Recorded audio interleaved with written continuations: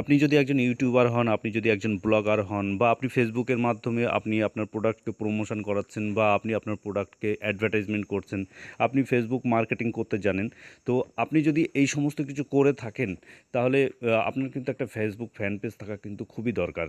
কারণ ফেসবুক মার্কেটিংয়ের ক্ষেত্রে ফেসবুক ফ্যান পেজ একটা খুবই গুরুত্বপূর্ণ অংশ বলে আমি মনে করি। তো প্রিয় বন্ধুরা, কোনো রকম কথা না বাড়িয়ে চলুন দেখে নিই কীভাবে ফেসবুক ফ্যান পেজ ক্রিয়েট করতে হয়। সেই বিষয়টি দেখাবো এবং পরবর্তী সময়ে দেখাবো আমি কীভাবে ফেসবুক ফ্যান পেজের মধ্যে অ্যাডভার্টাইজমেন্ট দিতে হয় এবং সেটা বিভিন্ন জায়গায় প্রমোশন করাতে হয়, কীভাবে বুস্ট করতে হয়, সেই সমস্ত কিছু দেখাবো। তো আজকের ভিডিওতে এটাই দেখাবো, ফেসবুক ফ্যান পেজ কীভাবে তৈরি করতে হয়, ক্রিয়েট করতে হয়। তো প্রিয় বন্ধুরা, আমি ফাইয়াজ আলী, আপনারা দেখছেন চ্যানেল টেক শবনম।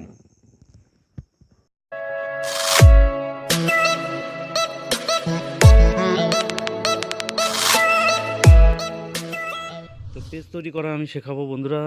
তো সবার প্রথমেই আমি আমার ফেসবুক ওপেন করে নিয়েছি, অর্থাৎ লগ ইন করে নিয়েছি। লগ ইন করে নেওয়ার পর ডান দিকের ওপরে কোণে দেখুন 3 লাইন আছে, 3 লাইনের ওপরে ক্লিক করে নিই। 3 লাইনের উপরে ক্লিক করার পর নিচের দিকে দেখুন একটা পেজ বলে একটা অপশান আছে। এই যে দেখতে পাচ্ছেন, এই যে পেজ অপশানের উপরে ক্লিক করব এবং এখানে ক্রিয়েট অপশান চলে আসবে, ক্রিয়েট পেজ। এই যে নিচে ক্রিয়েট পেজের উপরে ক্লিক করে দিলাম। ক্রিয়েট পেজের উপরে ক্লিক করার পরে আমাকে গেট স্টার্টেড অপশান দেখাচ্ছে। গেট স্টার্টেড অপশানের উপরে ক্লিক করে দিলাম। দেওয়ার পরে এবারে দেখুন আমাকে একটা নেম চুজ করতে হবে, একটা নাম আমাকে দিতে হবে। তো বন্ধুরা, দেখতেই পাচ্ছেন আমি একটা নাম দিয়ে দিয়েছি। আপনারা একটা নাম চুজ করে নেবেন। আপনি যে সম্পর্কিত অ্যাডভার্টাইজমেন্ট এই পেজের মধ্যে দেবেন বা যে সমস্ত বার্তা এই পেজের মধ্যে দেবেন, যে সমস্ত তথ্য দেবেন, সেই সম্পর্কিত একটা নাম আপনি চুজ করে নেবেন। চুজ করে নেওয়ার পরে I want to use this page to sell products or provide service. তো এই যে অপশানটা, বটনটা দেখতে পাচ্ছেন, বটনটাকে অন করে দিন। অন করে দেওয়ার পর নেক্সট বাটনের উপর ক্লিক করে দিন। ক্লিক করে দেওয়ার পরে দেখুন ঠিক এরকমই ইন্টারফেস চলে আসবে এবং এখান থেকে সিলেক্ট ক্যাটাগরি করতে হবে। এই যে সিলেক্ট ক্যাটাগরি দেখতে পাচ্ছেন, তো এখানে নিচে দেখুন অনেকগুলি অপশান চলে এসেছে, local business, personal blog, product service ইত্যাদি নানান ধরনের চলে এসেছে। তো আমি এখান থেকে কী করব, পার্সোনাল ব্লগ করব। পার্সোনাল ব্লগের উপরে ক্লিক করলাম। ক্লিক করার পরে আমি নেক্সট বাটনের উপরে ক্লিক করে দেবো। নেক্সট বাটনের উপরে ক্লিক করে দিলাম। তো নেক্সট বাটনের উপরে ক্লিক করার পরে